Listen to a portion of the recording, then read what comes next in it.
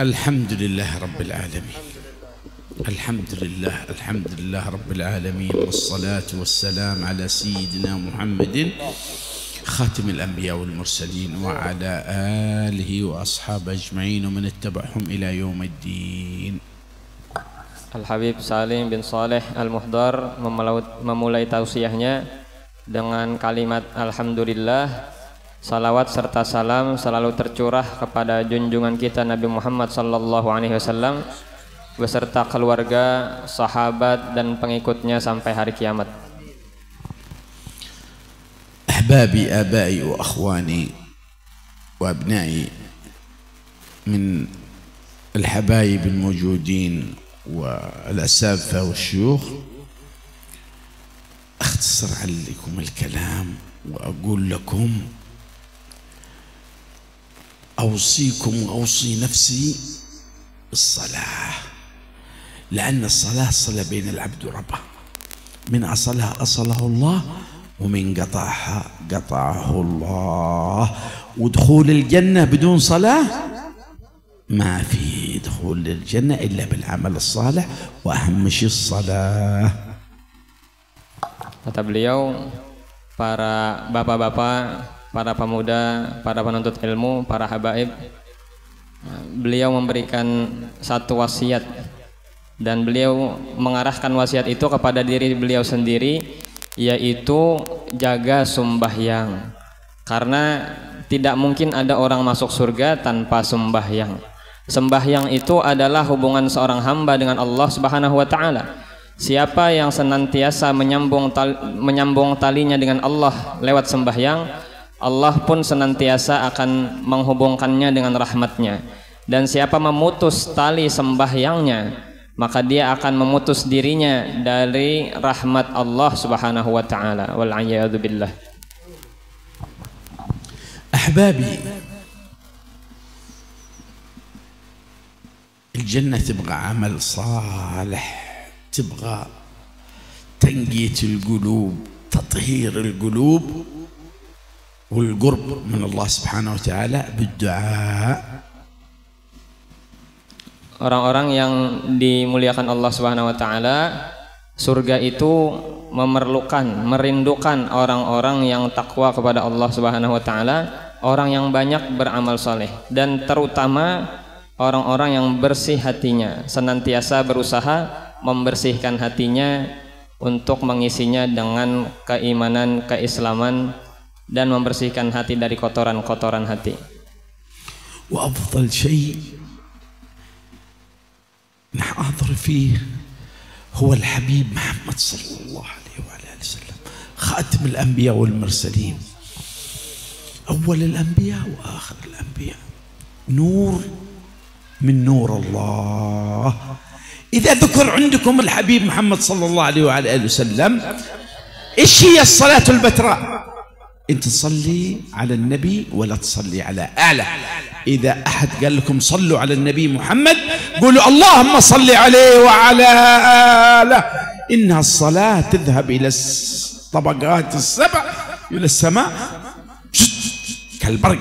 أما لما تقول واحد يقول لكم صلوا على النبي محمد، الله عليه الصلاة والسلام، ولا اللهم صل عليه، اللهم صل وسلم عليه وعلى آله، الصلاة الصحيحة. أما الصلاة البتراء صلى الله عليه، لا تكونوا تذكروا اسم الحبيب محمد صلى الله عليه وسلم بالصلاة البتراء. Kemudian orang yang paling kita muliakan yaitu Nabi Muhammad sallallahu alaihi wasallam, orang yang terbaik yang kita letakkan dalam hati kita, cahaya dari cahaya yang Allah Ta'ala ciptakan di dunia dan akhirat. Apabila kita mendengar namanya, hendaklah kita bersalawat kepadanya.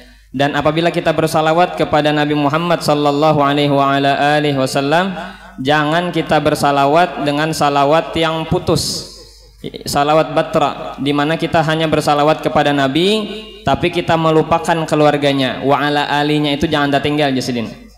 Maka apabila kita mendengar nama Nabi Muhammad disebut, atau ada orang yang menyuruh kita untuk bersalawat sallu ala Nabi Muhammad, hendaknya kita bersalawat Allahumma sholli wa sallim alaih wa ala alih. Nah alihnya itu munyakawa jangan ditinggal supaya salawat kita alaihi wa ala alih, atau dengan fi'il madhi sallallahu alaihi wa ala alih, supaya salawat kita tadi itu secepat kilat sampai ke langit. Allahumma salli wa sallim alaihi ya sayyidi Rasulullah Muhammad. أحبابي أنا لا أريد أن أطول عليكم لضيق الوقت، بس أنا العبد الفقير لله سبحانه وتعالى، خادم السلف الصالح، الداعية لست العالم، لست العلامة مثل الأب القطب العارف بالله الحبيب عبد القادر بن أحمد السقاف، العارف بالله الحبيب صالح بن محسن الحداد الحامد، الحبيب عبد الله بن علوي الحداد، الحبيب محمد بن عبد الله الهدار، الحبيب عمر بن محمد بن سالم بن حفيظ. أنا خادم للسلف الصالح وداعية لله سبحانه وتعالى، وفي نفس الوقت معالج مداوي بالرقية الشرعية اللي هي أسميناها الرقية الشرعية إن شاء الله، وبهدي الحبيب السقاف الكتاب أنوار الهداية، نور وأنوار للرقية الشرعية إن شاء الله، أني أزودك بها وأزودك كتاب لي أنا عملته بإذن الله اللي هو حضرة أم المؤمنين وخادم السلف. أنا أتكلم بلسان السلف الصالح مثل القطب الفقيه المقدم، أنا أتكلم بألسنتهم لأنهم ألسنة صالحة، فواجب أن نجدد ذكرهم عشان محبة آل البيت واجب على كل مسلم. فأنا خادم الحبيب الفقيه المقدم، كاتب عن سيدي فخر الوجود الشيخ أبو بكر بن سالم عن السكران، من أفضل أدعية السكران بإذن الله إذا قرأ الإنسان بقلب يعني بقلب صادق حتى المجنون بإرادة الله يشفى. Sidin kada panjang lebar karena sebentar lagi Sidin hendak melanjutkan perjalanan ke Palangkaraya. Jadi Sidin, aku ini kada pantas Bang disebut al-allamah.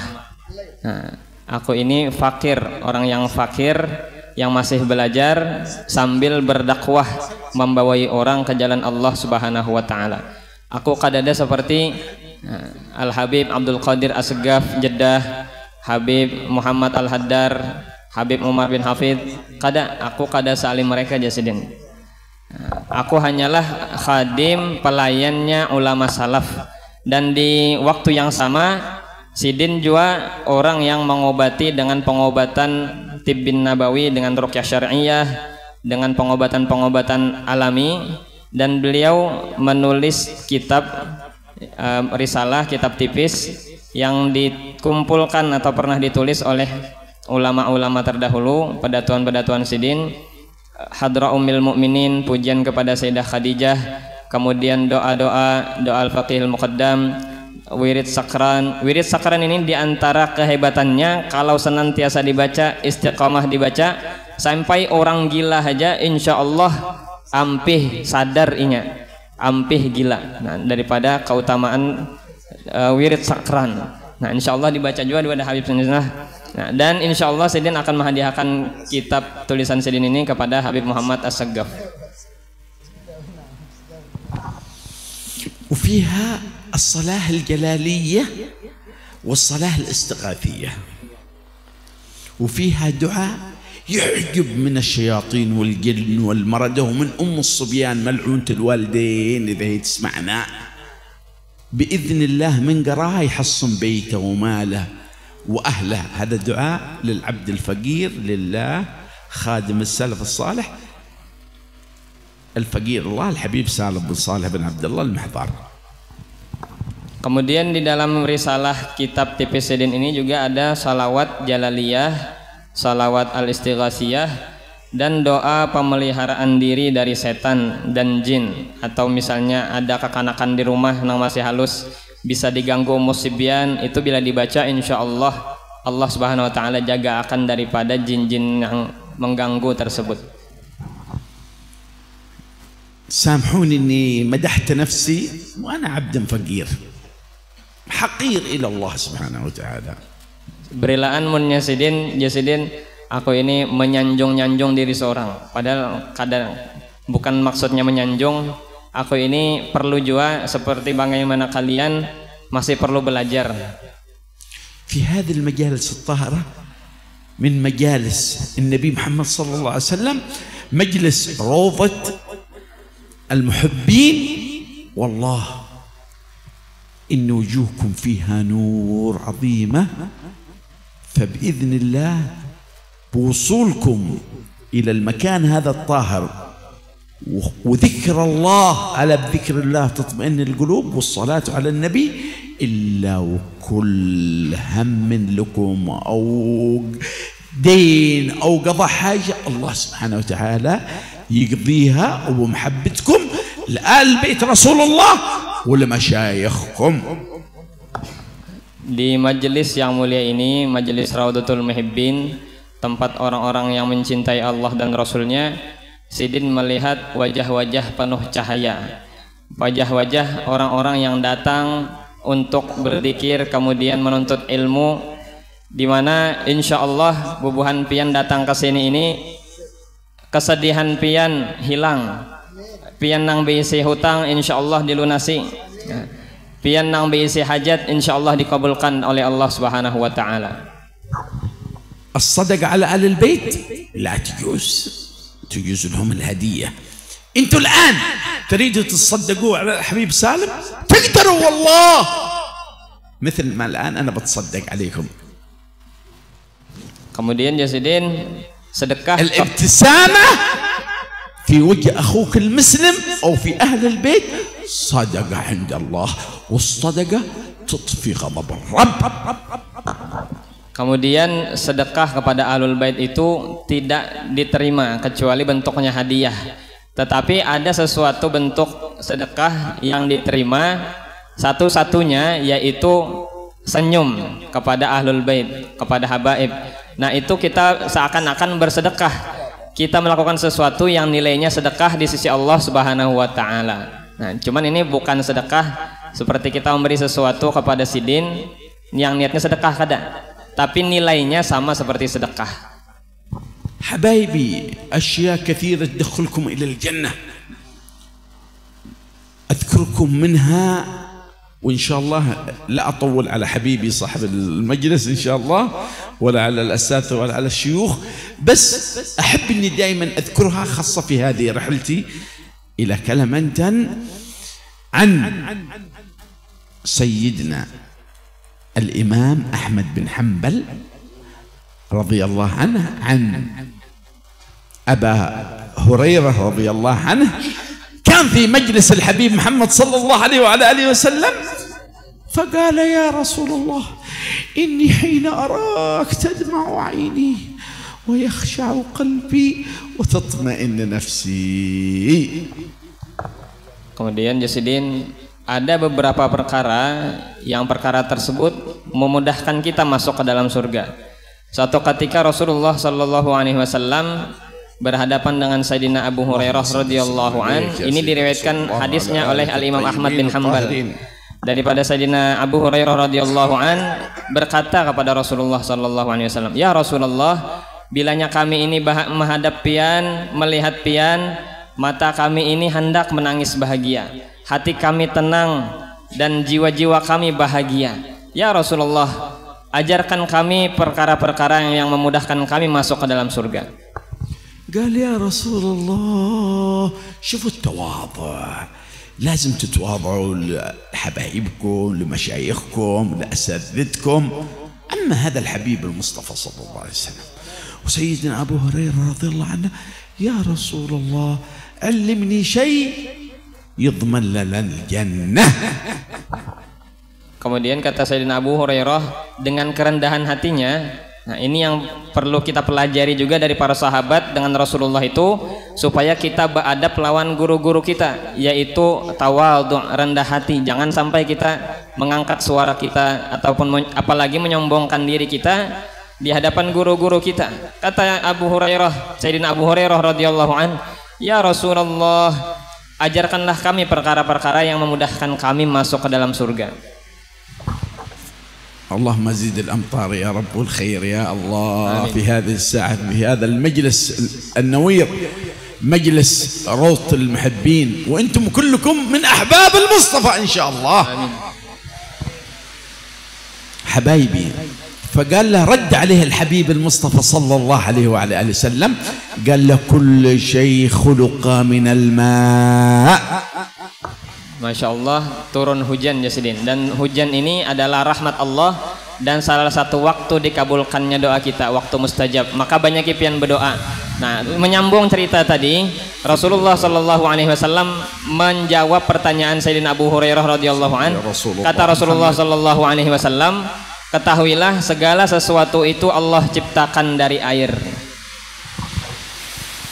واحد سيدي رسول الله صلى الله عليه وسلم قال له واحد إفشاء السلام، ترى المسلم في الشارع السلام عليكم ورحمة الله وبركاته، ترى المسلمين في المجلس السلام عليكم ورحمة الله وبركاته، ترى الكافر اليهودي المسيحي في الشارع افشي السلام، السلام عليكم ورحمة الله وبركاته، تدخل بيتك السلام عليكم ورحمة الله وبركاته، فيها أحد ما فيها أحد، إن شاء الله الله يسخر الملائكة والجن المسلم ترد عليك السلام، ولك في الأجر السلام عليكم ورحمة الله وبركاته 30 من الحسنة، وتضمن لك الجنة على حسن خاتمة. Yang pertama kata Rasulullah Sallallahu Alaihi Wasallam adalah menebar salam. Jadi kemana-mana kita berjalan, munyakawa kita assalamualaikum warahmatullah. Ada ketemu orang di jalan, assalamualaikum warahmatullahi wabarakatuh. Orang Islam kah? Orang kada Islam kah? Assalamualaikum warahmatullahi wabarakatuh. Masuk ke dalam rumah, assalamualaikum warahmatullahi wabarakatuh. Salam kita itu dijawabkah? Kada dijawabkah? Malaikat-malaikat dan jin muslim akan menjawab salam kita, dan Allah akan memberikan pahala 30 pahala kebaikan. Dan dari semua itu, salam itu apabila kita senantiasa mengamalkannya, insya Allah kita meninggal husnul khatimah, masuk ke dalam surga. اثنين أحبابي، إطعام الطعام على الغني والفقير، إن يطعموا عابر السبيل، إن يطعموا أهل بيتهم، إن يطعموا جيرانهم، إن يطعموا الناس الفقراء، مثل ما سيد رسول الله صلى الله عليه وعلى آله وسلم قال المرأة من بني إسرائيل أسقت الكلب فدخلها الله الجنة.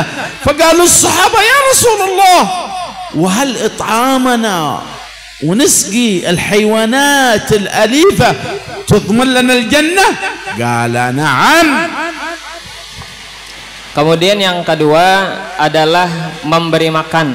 Nah, aruh di rumah kita mahaul menyeratus, bagus saja kita bersedekah makanan, karena memberi makan itu termasuk salah satu amal yang memasukkan ke dalam surga.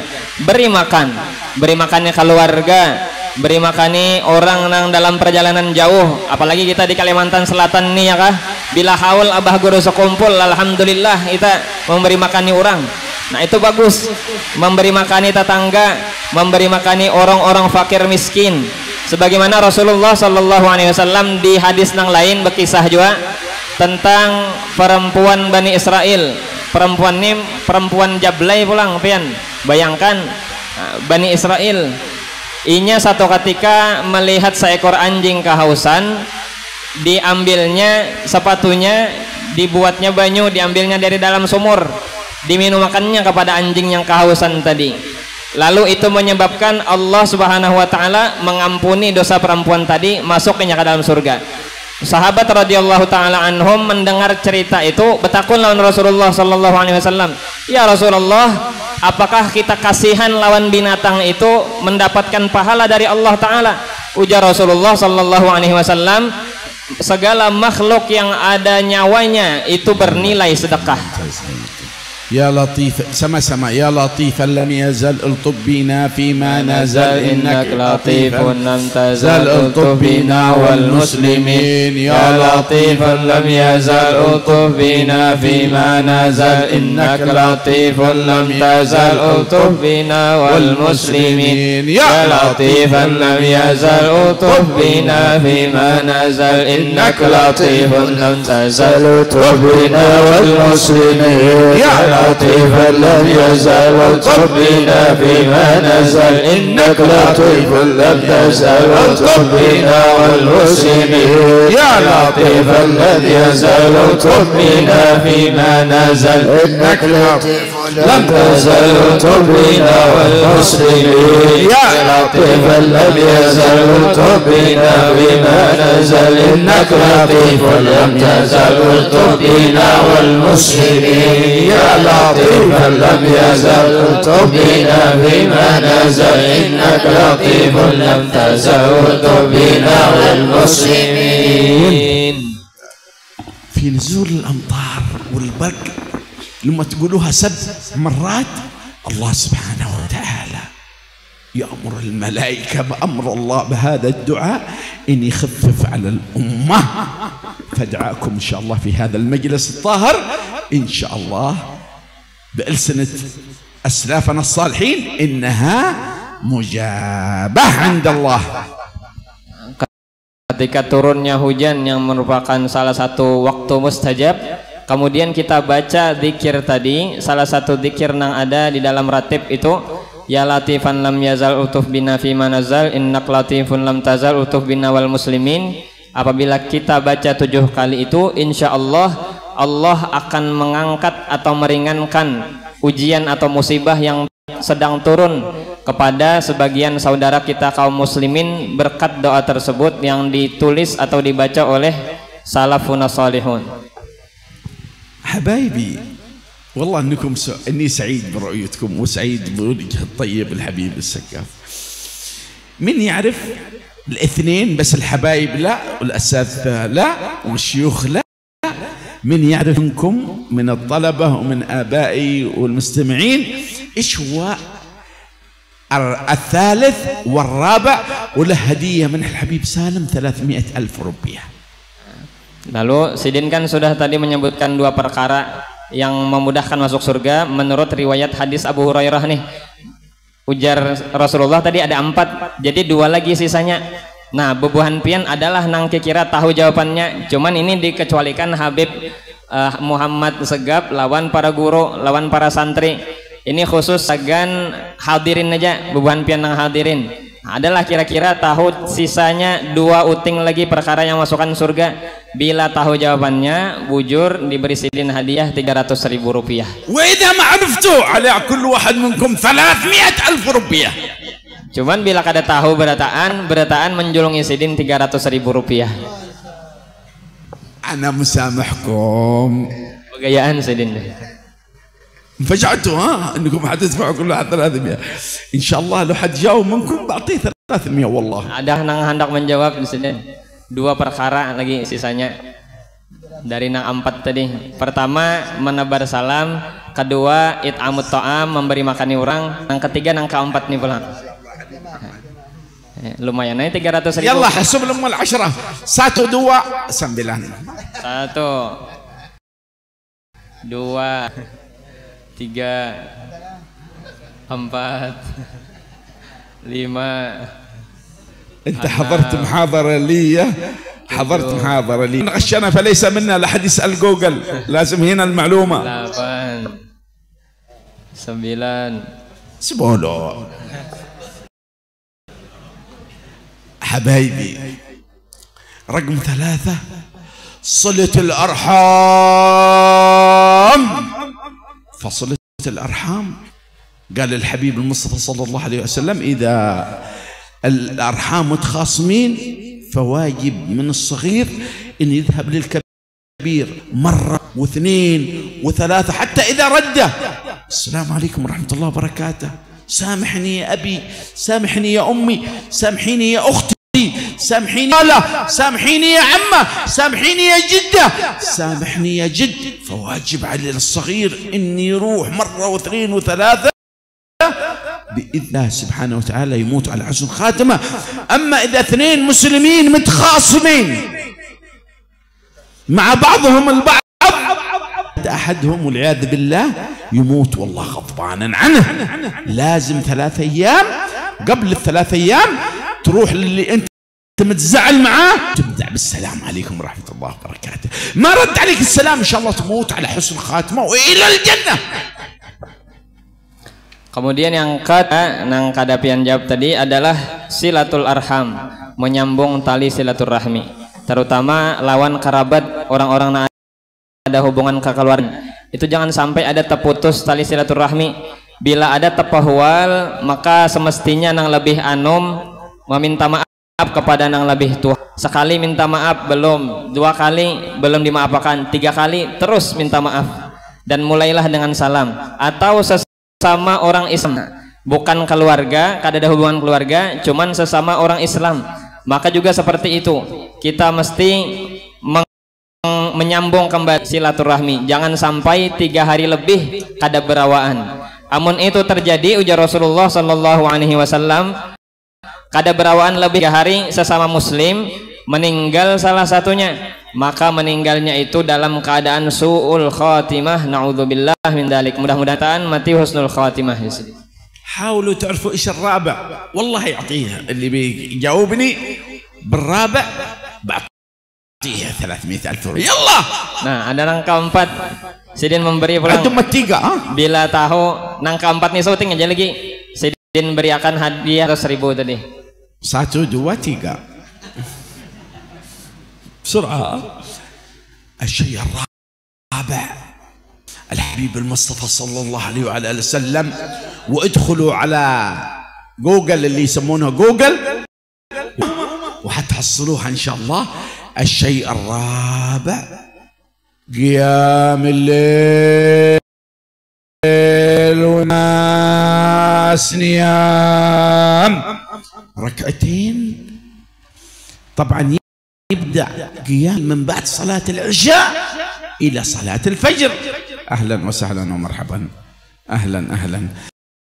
من صلاة العشاء إلى صلاة الفجر، 2 لله سبحانه وتعالى أو 4 بخشوع، ومات الإنسان إن شاء الله يموت على حسن خاتمة. إن شاء الله نموت إحنا وأنتم على حسن خاتمة. قولوا آمين. Amin.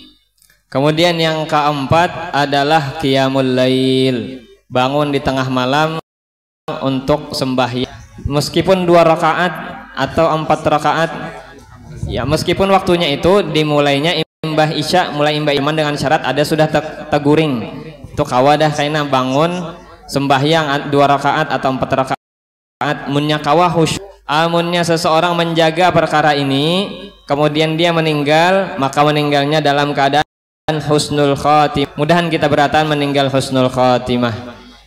السعامر هذا نسميه سعمر من الجار، يعني القبول إن شاء الله في هذا المجلس، حضور الملائكة وروح سيدنا رسول الله صلى الله عليه وعلى آله وسلم. يا سيدي يا رسول الله محمد. Sidin tadi melihat dan marhaban tuh Sidin kalalawar tadi, cuman kalalawar itu tekana ada nang jelmaan jin Sidin. Nah ini mana buat tirabangan, dan mudah-mudahan di majelis kita ini dihadiri oleh para malaikat dan dari rohnya baginda Nabi Muhammad sallallahu alaihi wasallam, yang dengan keberkahannya itu kita seberatan mendapatkan manfaat dunia akhirat. Amin ya rabbal alamin.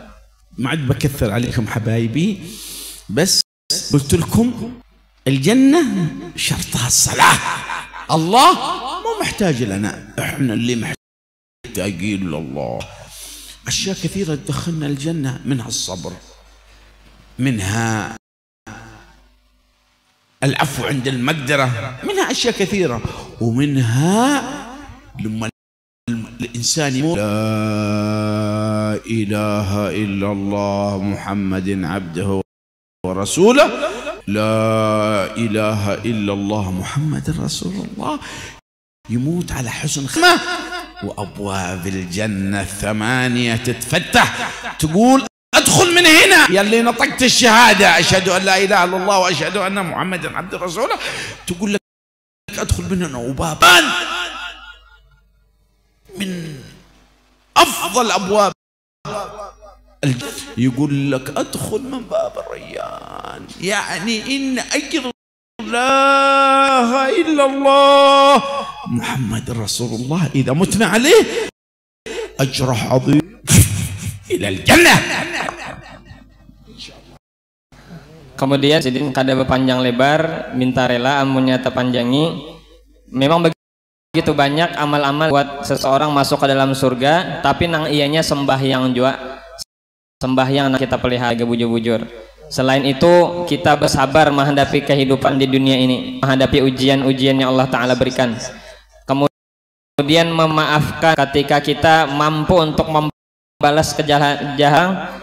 Saat itu kita memaafkan, maka itu adalah salah satu perkara masukkan kita ke dalam surga.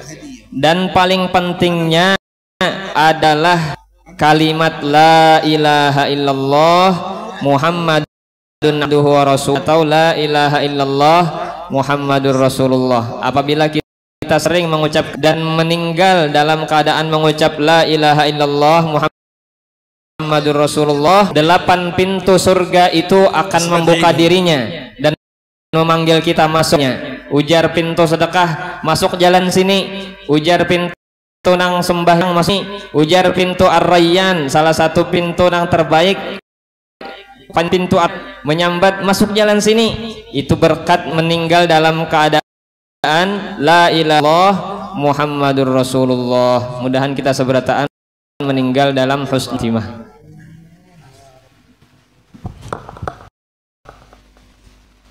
سامحونا إذا كثرنا عليكم، بس والله إني ماشي باقي لي 7 منطقة رايح عند الحبيب عبد الله السقاف. وين؟ بلانكر، رايح هناك. ولا اليوم كنت بات عند الحبيب محمد، لكن إن شاء الله في جية لكم أقعد عندكم يوم ويومين، والأمطار إن شاء الله تهب علينا وتجيكم خيرات من الله والصلاة على النبي محمد.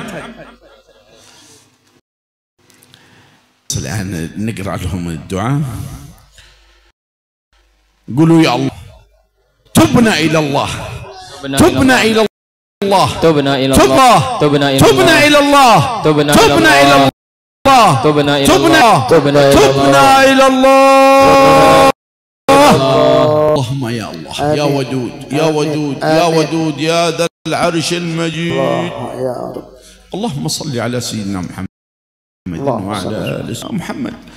اللهم إني أسألك في هذه الساعة في مجلس أخونا وحبيبنا الحبيب محمد، مجلس روضة المحبين، لنا ذنوبنا يا الله وتستر لنا عيوبنا يا الله، حاجاتنا يا الله، وإن ترزقنا يا الله من حيث لا تحتسب، وإن يا الله بالنظر إلى وجهك الكريم يا الله يا رب.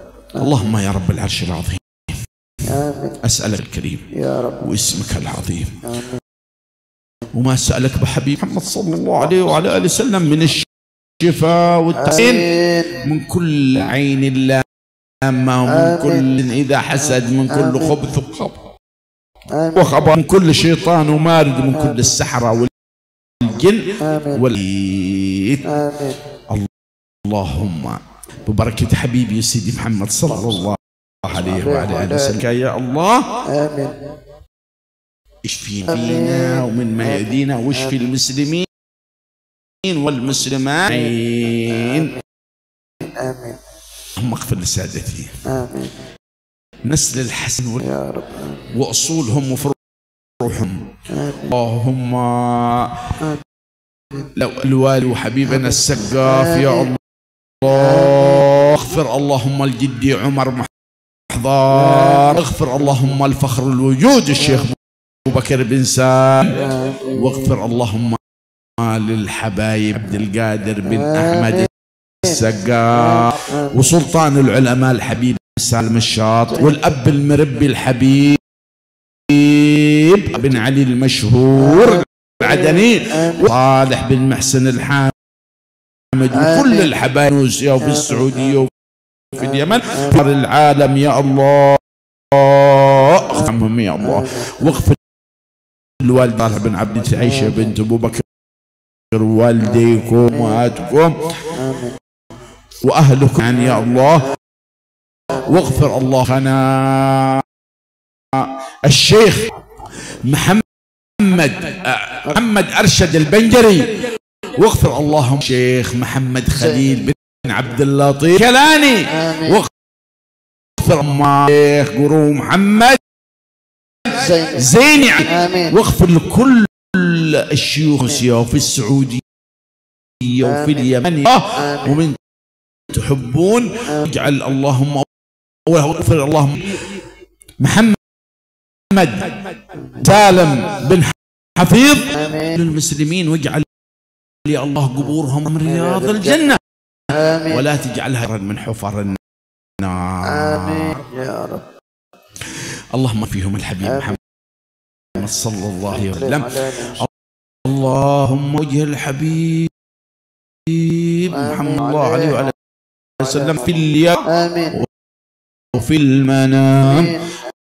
اللهم اسقينا ريفه من حوض الكوثر النبي محمد صلى الله عليه وسلم، شربا هنيئا نظما بعد ابدا نشفى فين والمسلمات يا الله، اندونيسيا واهلها والشعب الاندونيسي، واجعلنا وياهم يا الله ناصر للاسلام والمسلمين، واجعلنا مجاهدين سبيلك يا الله، رافعين كلمة لك أنت على كل قدير. آمين. ربنا آت حسنة وفي الآخرة حسنة من عذاب النار، وادخلنا الجنة مع عزيز جبرنك أنت. اللهم أصلح قلوبنا، اللهم اجرنا، اللهم الجنة مع أبناء مهون، فزوجهم بالزوجات وارزقهم بالذرية الصالحين البنات، وزوجاتنا وأزواجنا وارزق إياهم الصالحة من حفظ كتابك الكريم، طايعين والديهم من خلق نية والذرية حسن الخاتم. الله إننا نسألك بما استعاذك حبيبي سيدي محمد صلى الله عليه وسلم، قربنا إلى النار نبنى منه، ونسألك الحبيب محمد صلى الله عليه وسلم عندك بالجنة الجنة فأدخلنا الله ومن نحب وإلى حضرة النبي محمد وأمنا خير فاطمة وسيد الحسن والفار الراشدين سيدنا أبو بكر وعمر وعثمان يا الله. آمين.